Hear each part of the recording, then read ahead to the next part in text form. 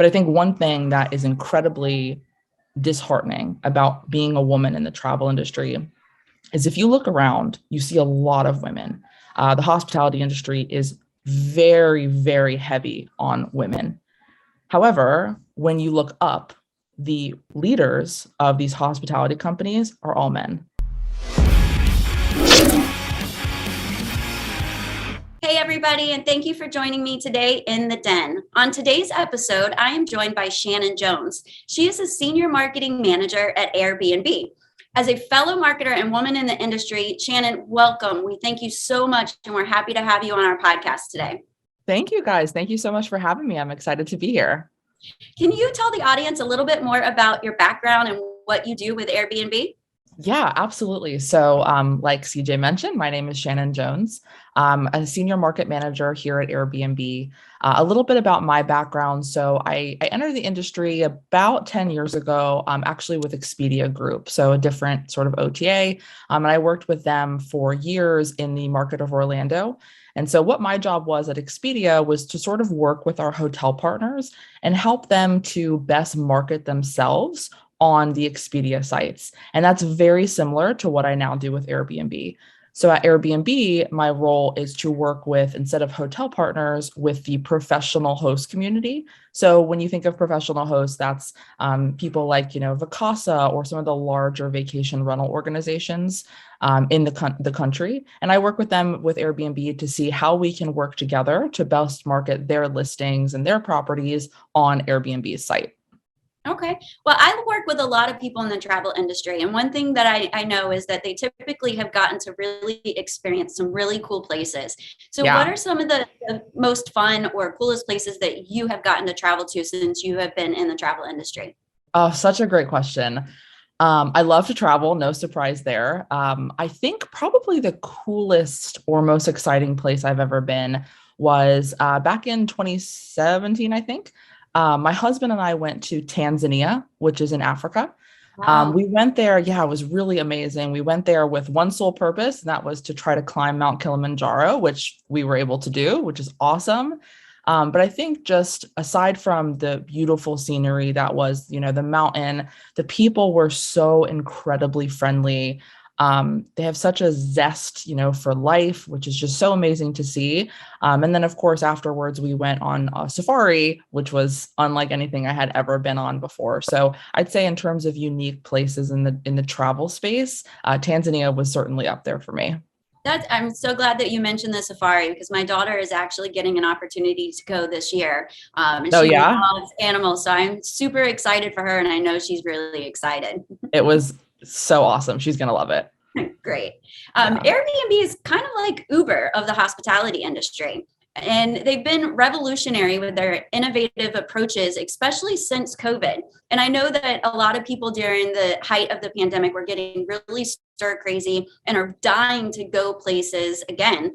Can you tell me a little bit about how the industry has shifted over the past 2 years, especially since the pandemic hit?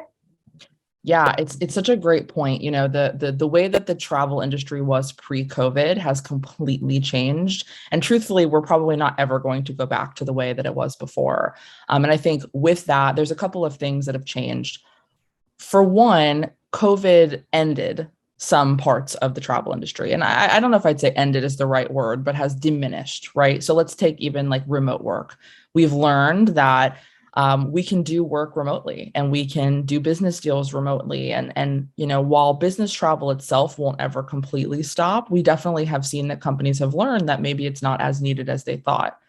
On the flip side, I think what it also did was open the door for new types of travel. And so I think one big trend we're seeing right now is that digital nomad, remote worker who can sort of travel the world from their computer and from Zoom. And I think that has shifted a couple of key things in the travel industry. One, I think, is longer stays. So right now, longer stays are on the rise, certainly with Airbnb, but I think across the board of people trying to come in and do remote work. Actually, sorry, can I pause right now? Can you hear my dogs barking? Yeah, but that's okay. Don't worry about it. Okay. I'm like, I don't know if I should like tell them to stop. Okay. Listen, that's real life, and it's perfect timing. You're talking okay. about, remote work and, those kind of things, so it's perfect. Yeah. So, like I just mentioned, remote work has really changed the case for travel. In some ways, it's made it so much easier to travel. In other ways, like you just experienced with my dogs barking, it has made even working remotely more difficult. So I think that's a major trend that has sort of come out of this COVID, time period, is that we have to switch up the way that we're looking at consumers. Previously we had a couple easy buckets, right? You had your business traveler, you had your transient traveler, you had your group traveler, and I think now a lot of those things have sort of blended together. And how can you market yourselves properly to all those different types of consumers? I'd say the second piece that has changed majorly since COVID is flexibility. And I don't just mean flexibility in terms of being able to cancel without penalty, but I think, flexibility in when you're staying, where you're staying, how long you're staying. With COVID, obviously, a lot of us had to be a lot more flexible than we ever were previously. And I think now that consumers have sort of gotten a taste of that, it's going to be quite difficult to go back to the way that it was before, where everything was completely rigid. So I think that that's a challenge that the travel industry will face now that we're really getting back into, normalcy, quote unquote normalcy, is how can we make sure that we are still keeping things profitable, but offering the guest that flexibility to do, what they want. So I think those are two things that stand out to me. Yeah, and I would definitely agree that we're starting to see people on the move again. I just got back yesterday, and I have been in 3 states in the past 2.5 weeks. So Yeah. I am happy to be back in the office, but definitely glad to be back traveling, being able to visit clients and get out there and have those face to faces. Yes, Now, invaluable. oh, absolutely. And we talked a little bit about challenges with COVID, challenges of working at home. People have, their children, their pets, and things like that they have to deal with as an obstacle. But as a woman in marketing, I'm sure that you've encountered other hurdles in the business world. Can you talk a little bit about some of the hurdles and struggles that you faced as a woman, kind of working your way up through the industry? Yeah, it's a great question.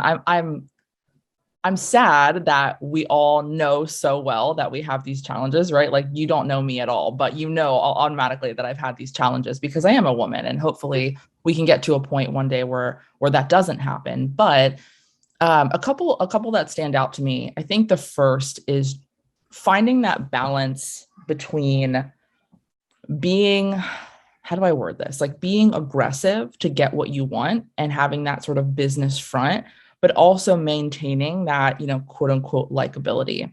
And I think what I mean by that is it's really difficult for women in that when we are aggressive in business, it can be accepted, but then you're not liked. Versus right. Versus for like a man, it's kind of expected, and Exactly. does not seem as like a negative. And while in theory, who cares, right? Like who cares if you're liked? Well, a lot of people care, right? Like you don't want to be, not liked in your place of work, and people do business with people they like. And so you need to find that sort of balance between how can I, be aggressive and maybe aggressive is not even the right word, but direct and straightforward and have a good business acumen while keeping that likability that a woman, quote unquote, should have. Right. And I think some other things, there's one in particular example that I can use is as I started to move up, I can think of a particular time at my previous role where I was in a negotiation with one of our larger clients.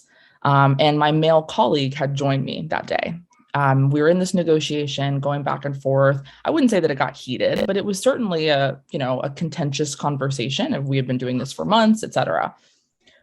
The superior on my client side, whenever he would ask questions or push back, he would look at my male colleague. He would look at him when he was asking the questions. He would look at him to answer.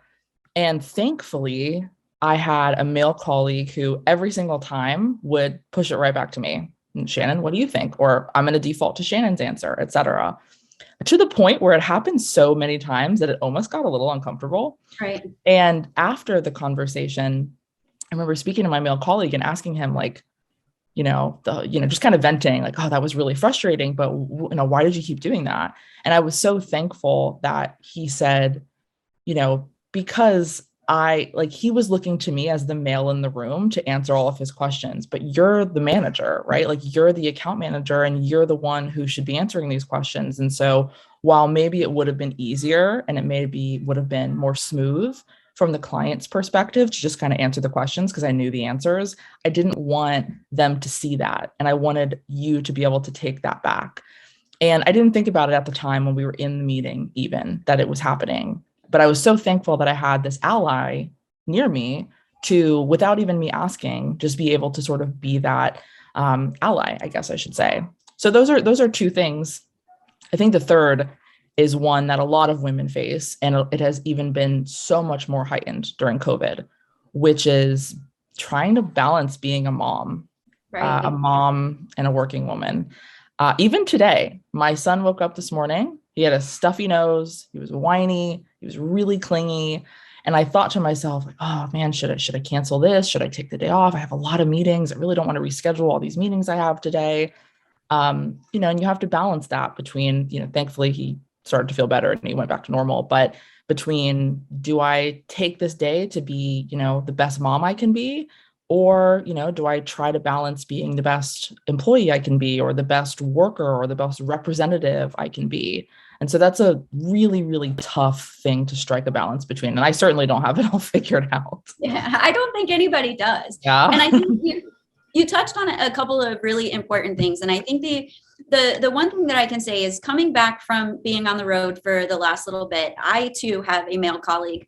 And we do a lot of traveling together. And I, experienced something very, very similar. And that is that, we were sitting down and we were talking about marketing, and we were talking about numbers and a proposal and kind of strategy. And, the conversation was really directed mostly towards him. And he did a very good job, and he always does. And I'm so thankful for it that he pushes it back. And I think that it's really important for people to realize that you don't have to care. You shouldn't care, but it is important as a leader to have people that trust you, that they understand that you are being direct and that you are being aggressive because you're passionate about, winning and winning for your clients or doing right by your customer. And that means that, eventually the fact that you are a female will kind of be secondary to the fact that they know that you're the right manager or the right leader. They understand why you're in that position. And that really helps. And that's an important piece. So anybody that's listening, if you have female leaders in your organization, or if you work closely with females, do your part to kind of back them up and showcase why they're in the positions and they're in the roles that they're in. Yeah. And, speaking of women, you're also a part of Thrive, which is how I found out about you and how we got connected. I was talking with Greg from Aid in Leadership, and he recommended that I get in touch with someone at Thrive. And it's an organization that's centered around women in the travel industry. Can you talk a little bit more about what Thrive does to help empower women in the industry? Yes, I would love to. So Thrive kind of was born in the thick of the pandemic. So being in travel, especially being in travel as a woman in the thick of the pandemic, it was a bleak outlook, as I'm sure many of us listening can remember. In my current role, we were facing layoffs, and as a leader, that's incredibly difficult. Of course, it's difficult for the team as well, but it's very difficult. We were facing multiple rounds of layoffs. All the clients that I was talking to, it was just this never-ending cycle of poor news, right? Whether it was the occupancy was so far down, we had people closing up shop who had been in business for 50 years who just couldn't do it anymore. And it was just this very negative sort of space. And so Sylvia Camerota, who's our founding director of Women in Travel Thrive, she had this idea of maybe we as women leaders in the travel industry can come together and we can help to empower women, or also try to reduce the regressive impact that COVID had. I'll pause there for a second, because I know, right now what we're hearing in the news is that there's a labor shortage, and there's, all these people looking, not necessarily looking for work. And we have, this great resignation or great reshuffle, as I've heard it recently. But at that time when it started, that wasn't the case, right? We were losing, people were getting laid off left and right. And Sylvia's idea was, how can we look around and sort of help the women around us to network with other women in the travel industry? And at that time, the organization was focused on how can we get people jobs, right? How can we open doors and try to get people reemployed, whether it's inside or outside the industry? And so that's really what we focused on when we started. We put together an extensive networking program or a mentorship program where women could connect cross industry to try to make connections and open doors. I'd say once business started to pick up, we sort of shifted our approach because thankfully it wasn't as important anymore to get people jobs, right? People had jobs, which is great. But I think one thing that is incredibly disheartening about being a woman in the travel industry is if you look around, you see a lot of women. The hospitality industry is very, very heavy on women. However, when you look up, the leaders of these hospitality companies are all men.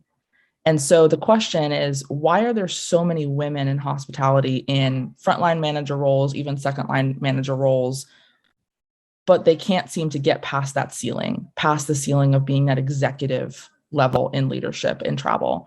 And so that's sort of what we have shifted towards, which is how can we not only empower women to re-enter the travel industry, but how can we get them to reach that executive level of leadership that previously has been really, really difficult to tap into. And so we're doing that in two ways. I guess I should say we're doing that in three ways. So education is a huge component. So we have our big Day of Impact event coming up. We have our website, womenandtravelthrive.com. We have our social media channels where we publish educational content, statistics, tips for interviews, salary negotiations, et cetera. So that's one way. I think the second way is that we offer empowerment bundles, which basically what that is we've got different companies who will donate funds or people can donate funds at our website. And what we do is we give away these bundles to women. And we have two different tracks for the empowerment bundles. The first one is for women looking to re-enter the workforce. So think of this as maybe a woman who has taken a step away, maybe to have a baby, and she's not ready to come back. So she takes a couple years off while her children are young, but they're in school and she wants to re-enter the workforce. And so one of the bundles will focus on how can we help that woman to re-enter. So we offer things like resume reviewing, interview coaching, professional headshots, strengths finders classes so that they can understand their strengths in the workforce, and executive level mentorship. The second bundle is one for women that are already in the travel industry, but are looking to grow into that executive level leadership.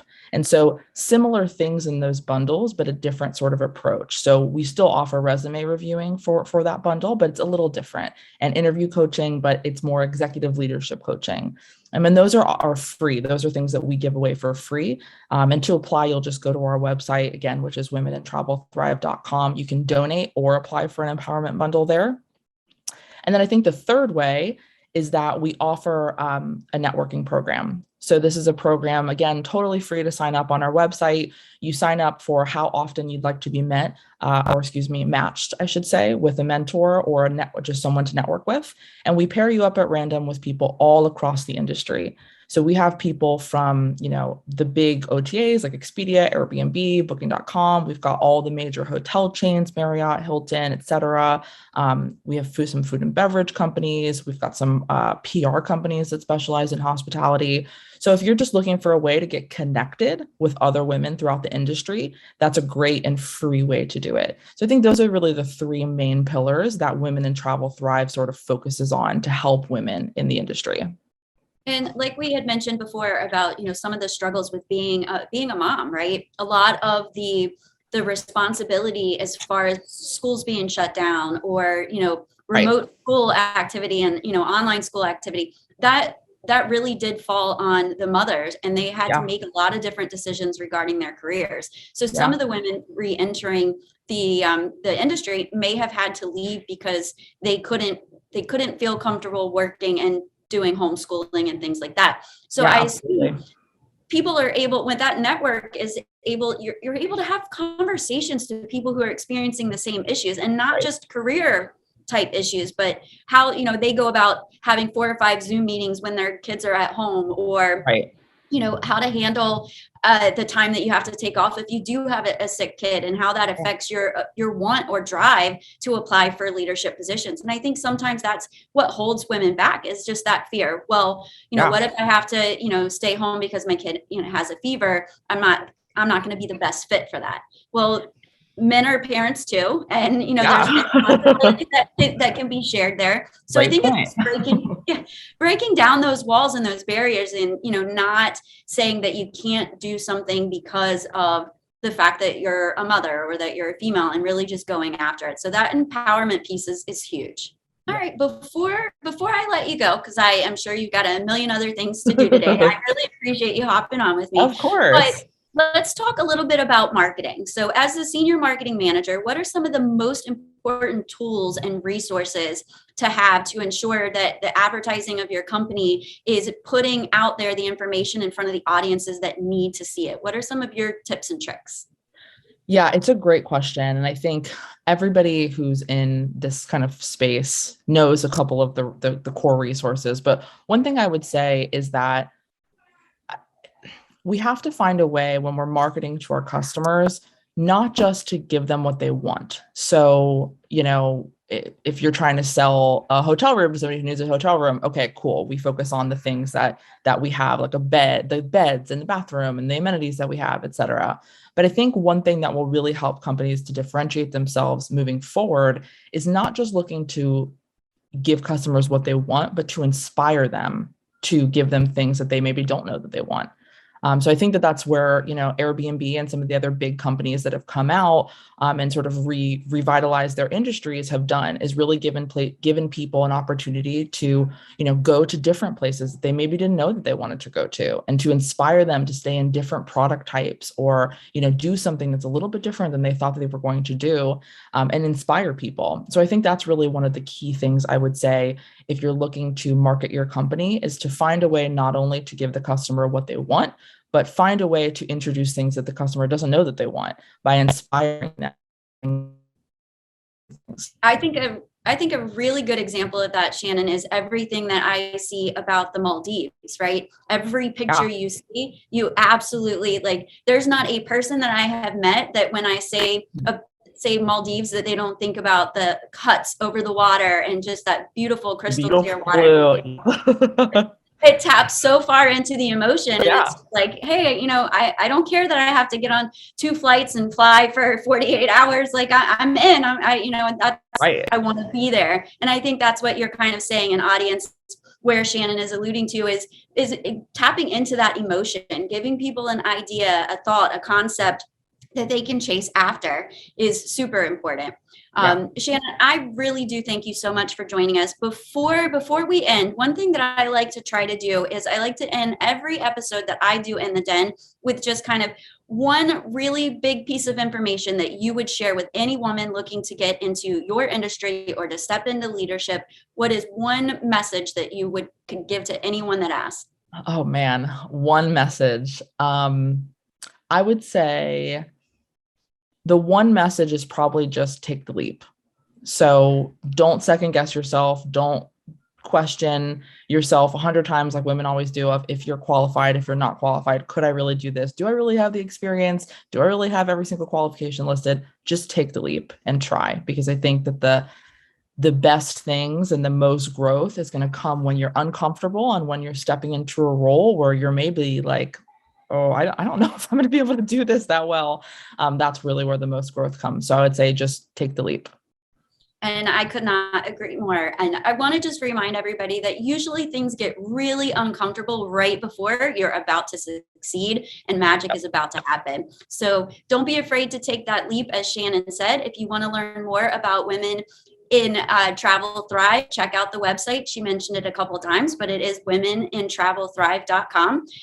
Shannon, thank you so much for joining us, and I hope to see you again soon. Thank you. You too.